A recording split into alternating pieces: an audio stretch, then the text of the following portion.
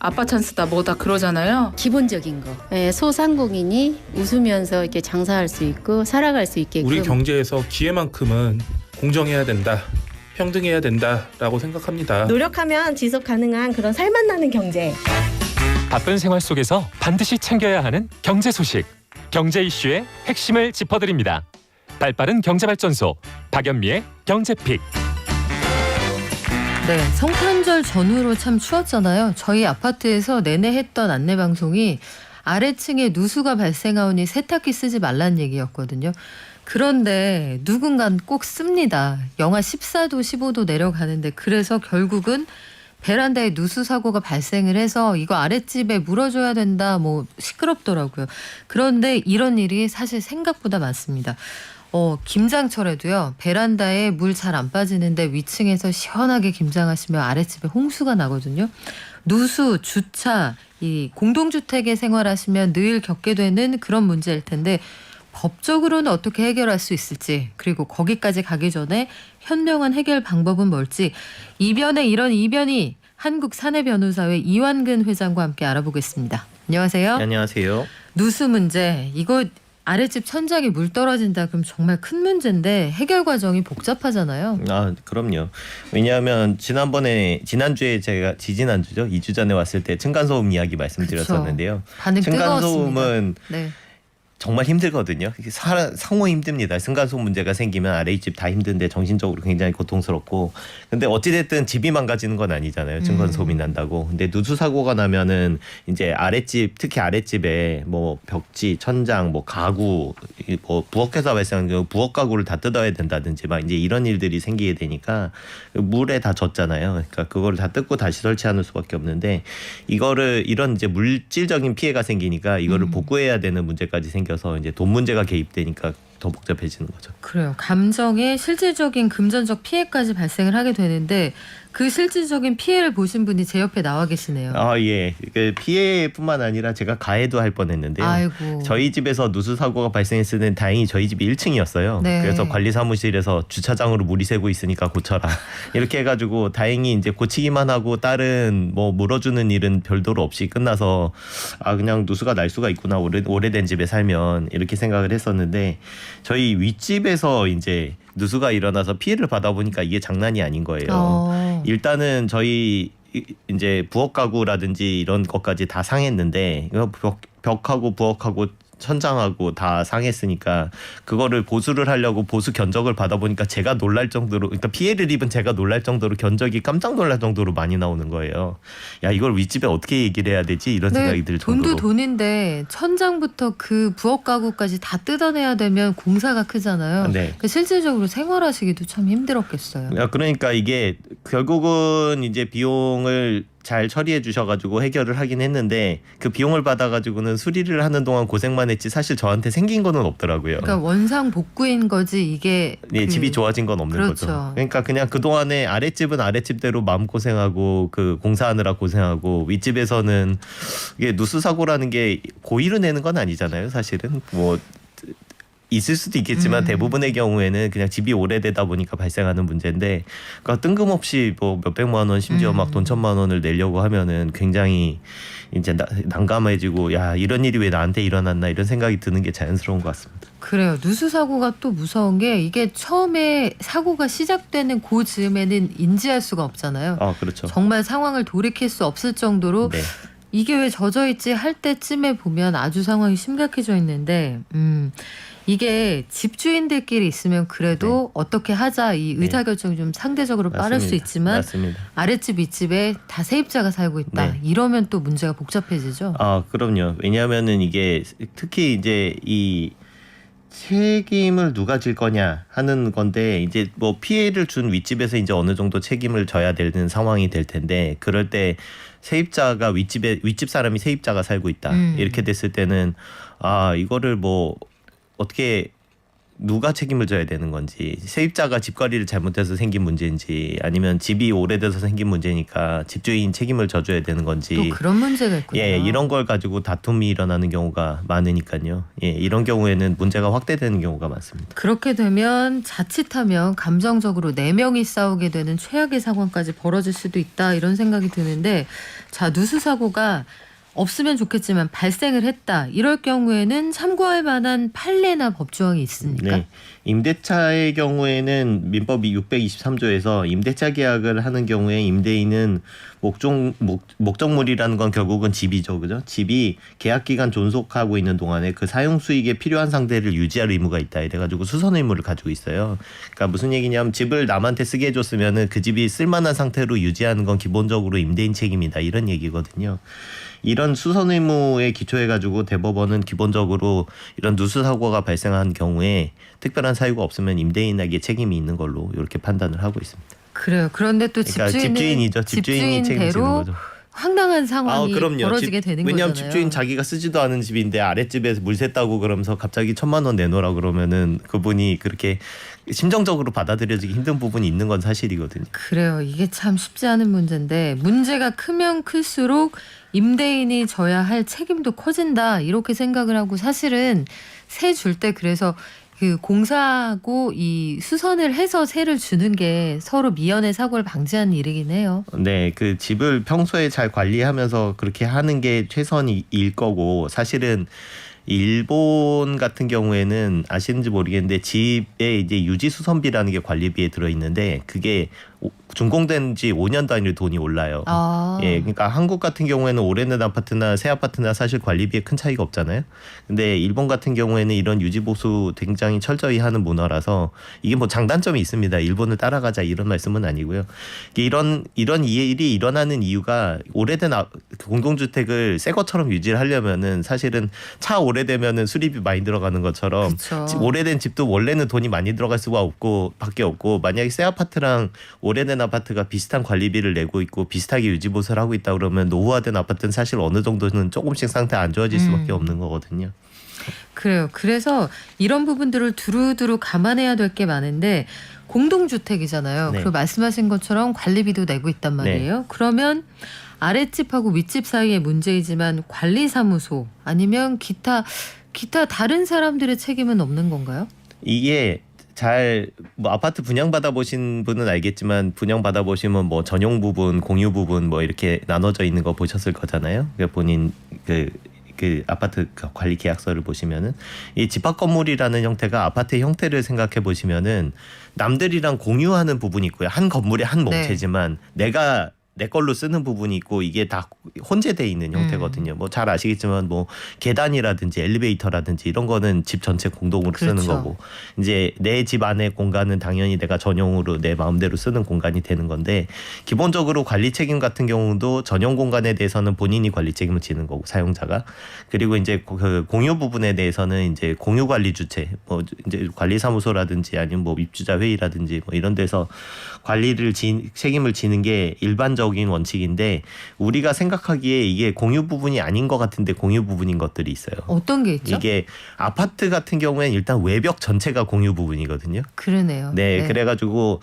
누수 사고가 외벽을 타고 들어오는 경우가 가끔 있어요. 외벽에 크랙이 발생한다든지 이렇게 해서 외벽을 타고 발생하는 경우들이 있는데, 특히 요새는 발코니 확장을 많이들 하시잖아요. 그러네요. 그러니까 외벽 네. 발코니 확장을 했는데 외벽 타고 물이 들어오면은 이제 그 집의 피해가, 옛날 같으면 거기가 발코니였으니까 문제가 없었겠지만 지금은 이제 피해가 클 수가 있거든요. 이런 경우에는 이제 그 윗집이 책임을 질 이슈가 아니고 그 부분은 이제 외벽 전체가 공용 부분이기 때문에 관리 주체가 책임을 지게 되는 거고요. 그리고 아까 전에 말씀하셨던 우수관 같은 것도 이게 우리 집을 지나가는 파트가 있기는 한데, 기본적으로 우수관이라는 거는 천장부터 바닥까지 이렇게 다 한 몸체로 이어져 가지고 쭉 이어지는 거거든요. 그래서 이 우수관 자체도 공용 부분이에요. 그래서 거꾸로 이제 우수관을 함부로 개조하시거나 하면 이제 큰일 나시는 거고요. 남의 거 이제 손대시는 게 되는 거고. 건드리시면 큰일 납니다. 네, 그리고 간혹 있습니다. 근데 이 우수관 손대가지고 생기는 문제가. 그 우수관이 빗물이 빠져나가는 길이잖아요. 네네. 근데 그거를 창의적으로 건드리시는 분이 계신가요? 예, 그러니까 거기다가 뭐 세탁기 하수 배관을 연결한다든지. 아이고, 뭐 이런 됩니다. 일들이 생기는 경우가 네. 간혹은 있는데 어쨌든 이 우수관 부분은 공유 부분이기 때문에 우수관에서 발생한 누수 책임은 윗집한테 책임을 물으실 게 아니고 공유물 관리 주체하고 이제 이야기를 하셔야 되는 부분이 될 것 같습니다. 아, 그렇군요. 실제로 누수 관련해서 사고 났었다 이런 사례 많이 전해주시는데 네. 자, 4860님 아파트 1층 사는데요. 하수도가 얼었는데 위에서 세탁기 써서 집에 물받아 됐습니다. 제발 아파트 1층 이상 위층 사시는 분들 날 추우면 세탁기 돌리지 말아주세요. 사실 이거 상식이잖아요. 이거를 저도 이 연휴는 아니네요. 주말이었는데 내내 이 방송이 나오는 걸 듣고 아니 도대체 어느 집에서 이렇게 용감하게 이거 물어주셔야 됩니다. 이거 상당히 문제 될 수 있고요.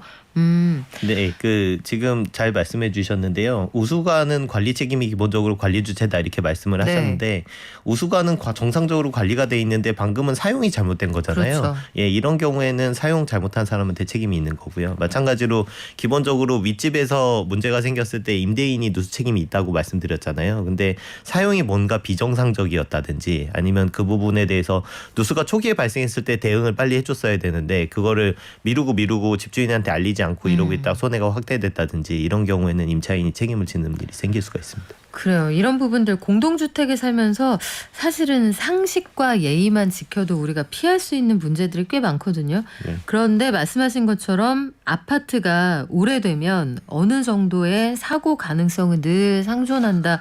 이걸 좀 감안해야 될 것 같기도 한데 여기에 대한 대비도 필요하겠어요. 네, 지난주에도 말씀드렸지만 이게 결국은 해결이 안 되면 소송으로 가는 거고 실제로 이 누수 사고는 소송 가는 확률이 상당히 있습니다. 왜냐하면 비용이 적지가 않잖아요.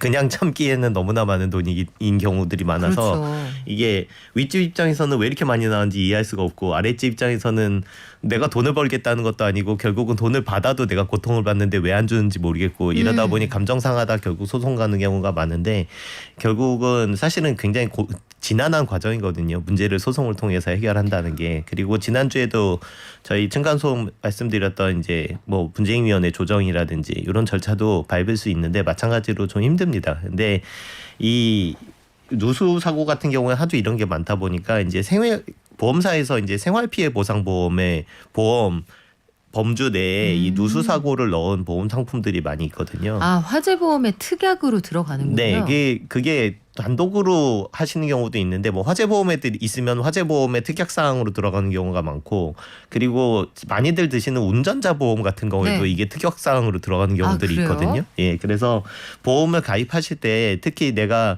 꽤 오래된 건물에 임대를 주고 있다라고 하면은 이런 거에 대해서는 보험 가입을 한번 생각해 보시는 것도 좋을 것 같습니다. 그래요. 제가 무슨 보험 영업사원 된 것 같네요.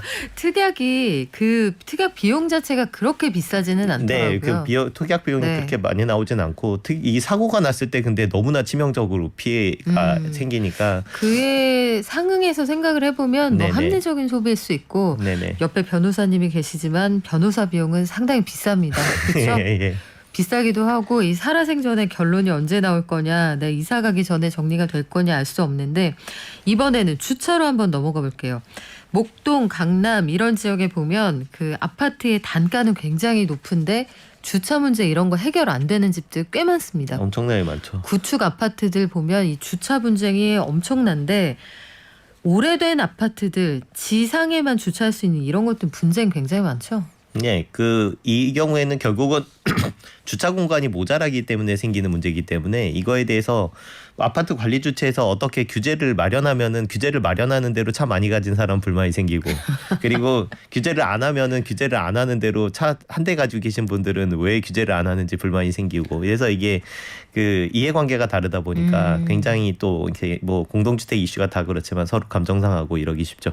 이게 그리고 관리사무소도 이 문제가 참 골치 아프다고 해요. 이거 밀어서 차 빼다가 문이 콕 했는데 요걸 또 물어줘야 되느냐 논란이 많은데요.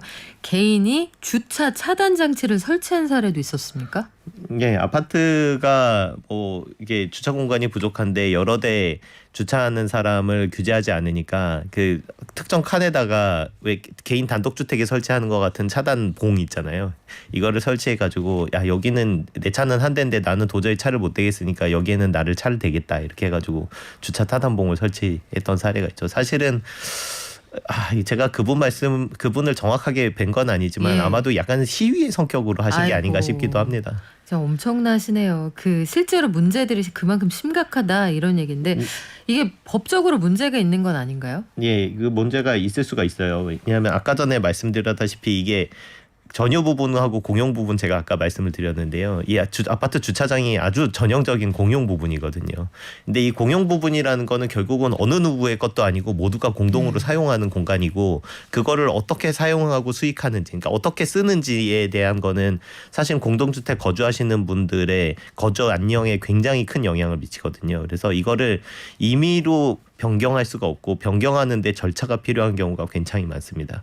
실제로 성남 아파트에서 이제 주차난이 심해지니까 네. 주차 스티커를 따르게 해준 거예요. 그러니까 한 대는 녹색 스티커를 붙이고 그 다음에 두 번째 차 이후부터는 등록은 받아준데 분홍색 스티커를 붙인 다음에 분홍색 차는 일정 구역에만 주차를 할 수가 있고 그 바깥에는 녹색 차들만 될 수 있게 이렇게 만들어 놓은 거죠. 그러니까 2대 이상 가진 분들이 난리가 났죠. 참 이 복잡한 일인데 정리하자면 아파트를 관리하는 입주자 대표 회의가 이해관계 조정은 할 수 있는데 네. 어쨌든 차별을 하거나 네. 주차 차단기를 별도로 설치하거나 네. 이 적법한 절차를 거쳐야 된다 이렇게 결론이 나는 거예요. 네. 그 보면 공동주택법이라든지 이런 데 보면은 주차장 같은 경우에 그 규약상의 뭐 협의라든지 합의만 결의만 거치면 되는 게 아니라 뭐 시장한테 신고를 해야 된다든지 뭐 이런 행정 절차들이 있는 경우가 많아요. 그래서 네. 실제로 발견되는 판례들은 이 절차를 안 거쳤다. 그러니까 그 내용이 잘못된 게 아니라 이 절차를 안 거쳤다가 불만이 있으신 분들이 이게 법적 절차를 해가지고 이게 취소되는 사례들이 꽤 발견이 되거든요.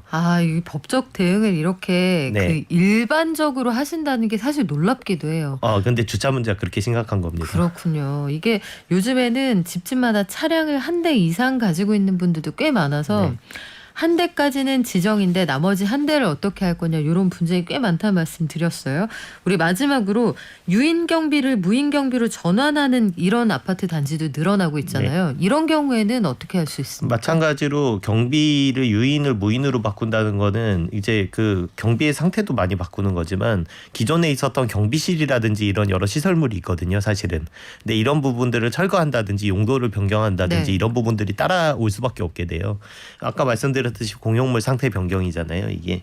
그러니까 이런 부분들에 대해서는 일반적인 결의는 안 되고 특별 결의를 거쳐야 되거든요. 그래서 관리단 집회에서 입주인의 4분의 3 이상이 결의를 하든지 입주인의 4분의 5 이상이, 그러니까 5분의 4 이상이 합의를 한다든지 이런 요건들이 필요하거든요. 그러니까 이게 다시 한번 말씀드리지만 주차장에 관해서 관리 규약을 바꾼다든지 아니면 형상을 바꾼다든지 네. 할 때 그거를 거쳐야 되는 절차가 그냥 이게 관리단 집회에서 뭐 그냥 절반 이상 찬성하면 되는 거 아니야? 이렇게 생각을 했다가 나중에 문제가 생기는 경우가 굉장히 많습니다. 그래서 주차장 관리 형상을 바꿀 때는 이제 관리단에서 집회를 하실 때 그 주최하시는 분들께서 이거에 대해서 결의 요건이라든지 아니면 네. 행정 절차라든지 이런 부분들이 빠지지 않았는지 따져보는 게 되게 중요할 것 같아요. 왜냐하면 이게 하는 것 자체가 굉장히 이해관계에 심하게 영향을 주는데 그게 절차 하자가 나가지고는 나중에 취소가 되고 그럼 나중에 어떻게 되냐면 절차를 도로 밟아가지고 다시 또 원래 하고 이러면서 굉장히 입주민 사이에 감정적인 골이 깊어지는 경우가 많거든요. 생각만 해도 너무 복잡하기도 하고 그 사이에 벌어질 갈등은 생각도 하기 싫습니다. 가능한 서로 배려하는 거 여기서부터 시작해야 될 것 같고요. 제발 우리 쏘리하고 땡큐 요거 2개만 제대로 하고 살아도 법정까지 가지 않을 일이 많다는 거 기억하기 했으면 좋겠어요. 한국사내변호사회의 이완근 회장이었습니다. 고맙습니다. 감사합니다.